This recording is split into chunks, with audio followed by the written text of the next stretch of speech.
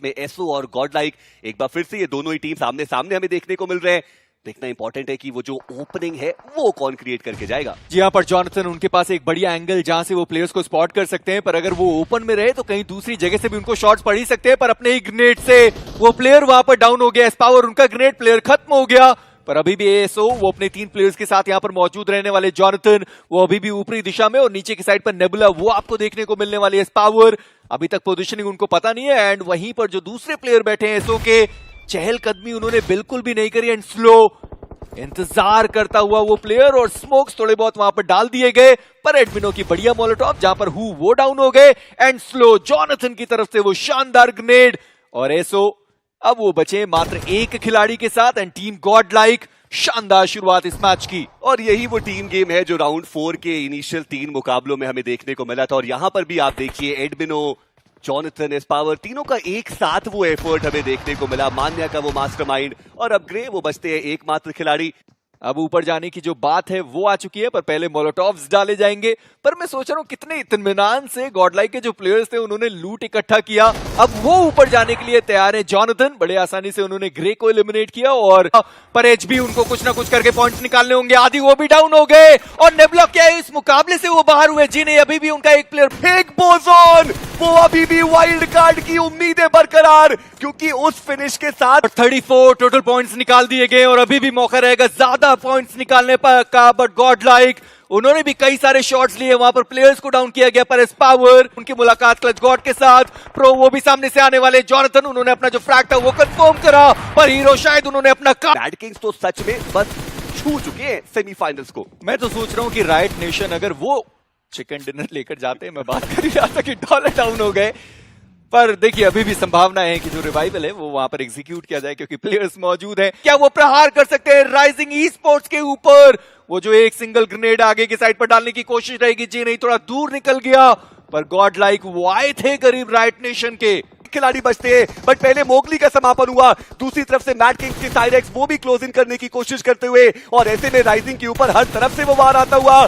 युवा एचपी उनकी बहुत ज्यादा कम, मान्या का वो स्प्रे, और अभी भी राइजिंग के वो प्लेयर सर्वाइव करने की कोशिश, बट यहां पर उनका समापन हुआ। और मेजी राइजिंग वो 30 के आसपास ही पहुंचे, 30 का आंकड़ा पार नहीं किया उन्होंने। चलिए ओवरऑल स्टैंडिंग का इंतजार किया जाएगा, पर अब देखिए वो बैटल है जो शायद हर ऑडियंस इंतजार कर रही होगी कि ये वो बैटल है जो होना चाहिए था, कम से कम एक बार प्रॉपर तरीके से होना चाहिए था।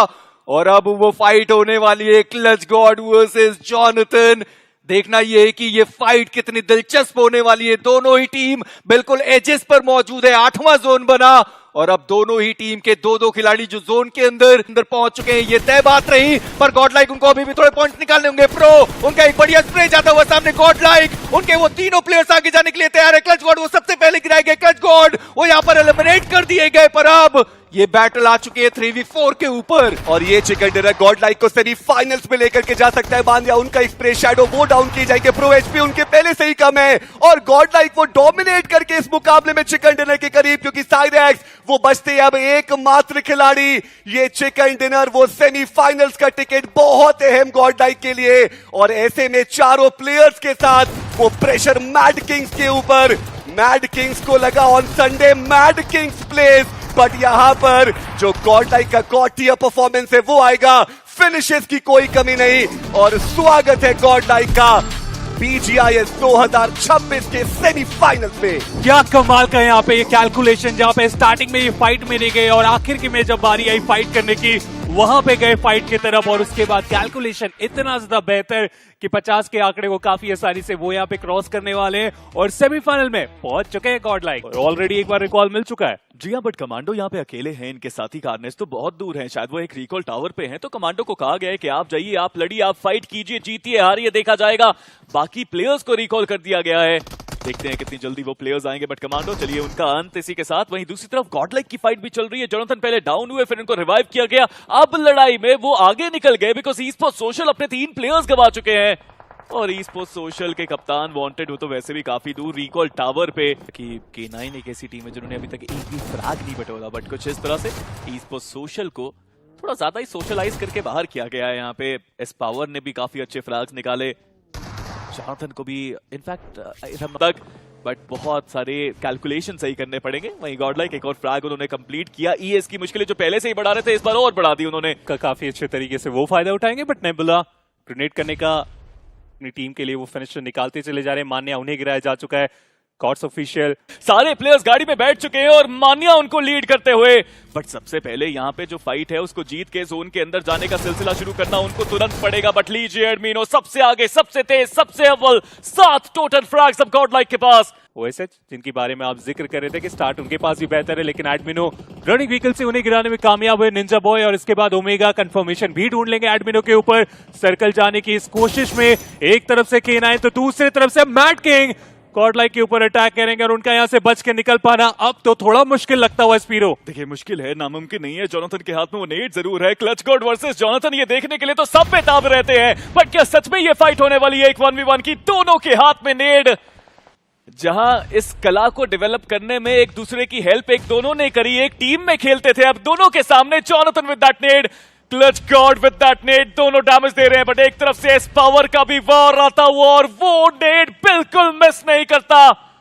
राइट नेशन सही समय पे उनका भी आक्रमण, और प्रो और साइरेक्स उस जगह पे निपटे हुए हैं। उनका ध्यान इस जगह पे आया ही नहीं, और गॉडलाइक 3 प्लेयर्स के साथ अब वो जोन के अंदर पहुंचते हुए। बट गॉड्स ऑफिशियल मास्टर उनकी मुश्किलें बढ़ाएगी और इसी के साथ उनका भी एलिमिनेशन होता हुआ। लेकिन आदि जिसके बारे में आप जिक्र कर रहे थे कि मैट किंग उनके खिलाड़ी के ऊपर वो सरप्राइज आ सकता है, सरप्राइज आया भी, एलिमिनेशन भी आया, और जो आंकड़ा हम बात कर रहे थे कि 45 को क्रॉस कर सकता सर्कल का श्रिंक स्पीरो, ये बहुत चिंता का विषय बन सकता है।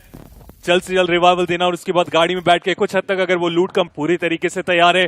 राइट नेशन के ऊपर अटैक करने के लिए ग्रेनेड का उपयोग किया जा रहा है, विजन ब्लॉक कर रहे हैं, बट शॉट कनेक्ट होने के कारण राइट नेशन उन्हें थोड़ा फायदा हो सकता है। लेकिन उसके बाद भी एक खिलाड़ी को गिराए एस पावर, दूसरे खिलाड़ी को भी वहां पे गिरा के जा सकते थे, लेकिन आखिर में उनके लिए भी दिक्कत हुई बड़ी। देखिए जैसे ही पावर डाउन हुए पीछे से कवर आया नाइट की तरफ से, और वो नेट डालने की कोशिश। इस पावर का फ्रैग कंफर्म किया यहाँ पे नाइट ने, 10वां फ्रैग K9 के लिए, और जिस K9 की हम बात उसके बाद भी वो आगे बढ़ते चले जा रहे, प्रेशर बढ़ाते चले जा रहे। मान्या उनके ऊपर वो पहला ग्रेनेड स्प्लैश डैमेज ढूंढने में हुए कामयाब, दूसरा ग्रेनेड वो भी स्प्लैश डैमेज ढूंढ लेगा, लेकिन 75 HP एक बार फिर से वो रिकवर कर लेंगे, और जैसे ही ओपन में आएंगे उनके ऊपर वो आखिरी शॉट निंजा बॉय।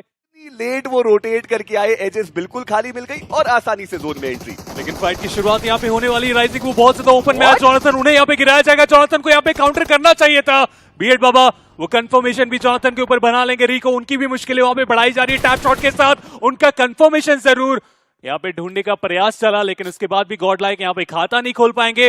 इनफैक्ट एक खिलाड़ी को गवा दिया गया इस पॉइंट पे। बाकी प्लेयर्स काफी अच्छे तरीके से स्टेप अप करते हैं उन फिनिशर्स को निकालने में, बट फिलहाल यहाँ पे एंगल की बात करें वो उतना क्लियर मिला नहीं इन्हें, और जो एंगल मिला बीएड बाबा काफी आसानी से जिगजैग हल्का सा उनके सामने किए, नॉक किए, कंफर्म किए एडमिनो की तरफ से, वो साथ उतने अच्छे तरीके से नहीं मिल पाया बैकलाइन से, इसके लिए वहां से निकल के अपने आप को कवर तक लेके जाना मैं तो पॉसिबल होता हुआ नहीं देख पा रहा हूं, और उसकी शुरुआत भी हो चुकी है। एडमिनो उन्हें गिराया जा चुका है, कंफर्म करने के प्रयास, और सामने से सीधा गाड़ी लेके गॉडलाइक के बीच में चलेंगे, इस पावर उन्हें भी गिराएगा। मान्या फाइट बैक करते हुए अपनी टीम के लिए, उस पॉइंट के लिए, उस क्वालिफिकेशन के लिए कंफर्मेशन के बाद रिवाइव देने का प्रयास चल तो रहा है, लेकिन उसके बाद ये जो ग्रेनेड्स आने वाले, क्या इसका जवाब गॉडलाइक के पास है? वो तो वक्त ही बताएगा, क्योंकि स्प्लैश डैमेज भी अपना काम करके जा सकता है। कलयुग वो बैक टू बैक ग्रेनेड्स फेंकते ही चले जा रहे हैं। एस पावर उनका रिवाइवल हो चुका है इस ग्रेनेड के साथ, एक बार फिर से एस पावर को गिराया जाएगा। मान्या महोदय क्या एक बार फिर से पारी को संभाल पाएंगे? जी नहीं, उनका हुआ एलिमिनेशन। गॉडलाइक 11वें स्थान पे उनका समापन। मात्र 2 अंक जो वो इस मुकाबले से लेकर के जा पाए, और मान्य उनकी तरफ से एक बढ़िया कोशिश हमें जरूर देखने को मिली। हमने चर्चा भी उस बारे में बात करी कि एज अ टीम ये जो पूरी फाइट थी वो ली नहीं गई, और कहीं ना कहीं जो दिक्कतें वो गॉडलाइक की बढ़ती हुई नजर आई। 34 तक उनका आंकड़ा पहुंचा है। अब अगर उनको यहां से सेमीफाइनल्स में जाना है तो आखिरी मुकाबले में वो 18 से 20 अंक उनको लेके जाने पड़ेंगे। तो दोस्तों ऐसी ही बेस्ट टीम गॉडलाइक की वीडियोस एंजॉय करने के लिए चैनल को सब्सक्राइब कीजिएगा, and yes bell icon press करना।